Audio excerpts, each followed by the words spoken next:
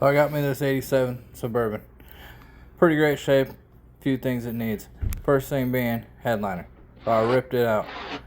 I'm not paying $500 or $600 for a new headliner.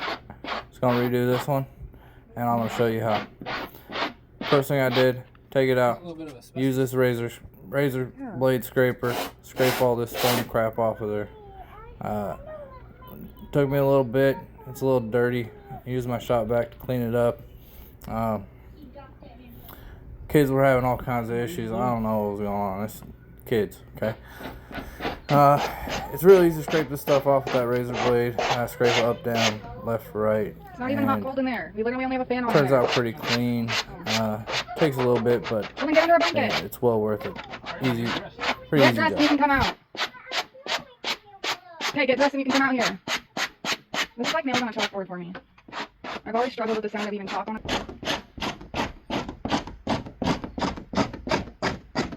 Better than your cow plant. All the cars will be changed. Dad, that looks cleaner. Dad, what is that boy? Car that was falling down from the roof. Now I go ahead and sand it for good measure and get all the extra crud off of there. Anything that was left behind, any of the old adhesive. Just a little bit of sanding. You don't need too much. Nothing crazy. I think I used like a, I want to say like 140, 120 grit. Blew it off with the air compressor. Just get any kind of dust off of there. Now I have these corner pieces where the mirrors go in the front. And yours might not be like this. Mine's a Suburban, old Suburban, but the other side was missing there. So it doesn't take much. It's not gonna support anything. I would like to have it there to keep the shape of the headliner, right? So I just took my little piece of cardboard I found, traced the good one, right?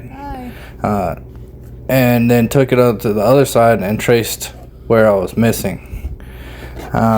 Cut that out and taped it on there and used it just to kind of hold my shape for the headliner when I install it.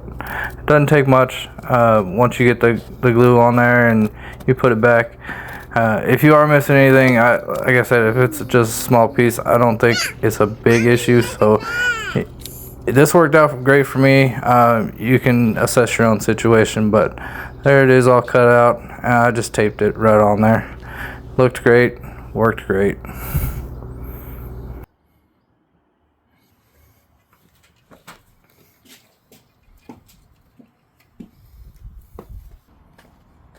Got this 3M adhesive, headliner adhesive. It's specific to headliners.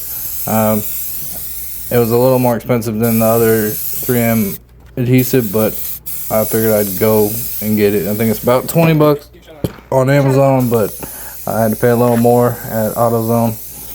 I went and sprayed the board. I also sprayed the fabric. I don't think you have to. I don't think it's necessary. It's hard when you spray the fabric because if you get any kind of folds in it before you get it on the board, you're kind of screwed and your fabric's done for.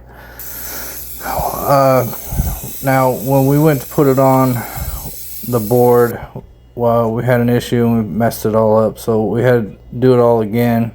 I would suggest holding one person hold up straight up in the air and the other person applying it to the board. That would seem to work better. And then all we did was cut off the edges. It doesn't have to be perfect in the Suburban, especially because I'm sure most vehicles are the same. The trim is going to cover up, about an inch and a half maybe of your headliner. So it doesn't have to look pretty. It doesn't have to be exactly perfect. Just cut it. We go ahead and throw it back in to the Suburban. My wife was wearing some short shorts there, so I had to put a balm on her booty. And in the Suburban, all it takes is just to screw back in the trim pieces, and that's actually what holds the headliner in place. It's pretty simple stuff. On these older cars, Newer cars, I'm sure, a little more complicated. But yeah, that's it for our headliner. We will be doing more Suburban videos. I'm gonna try to get the rust out of it.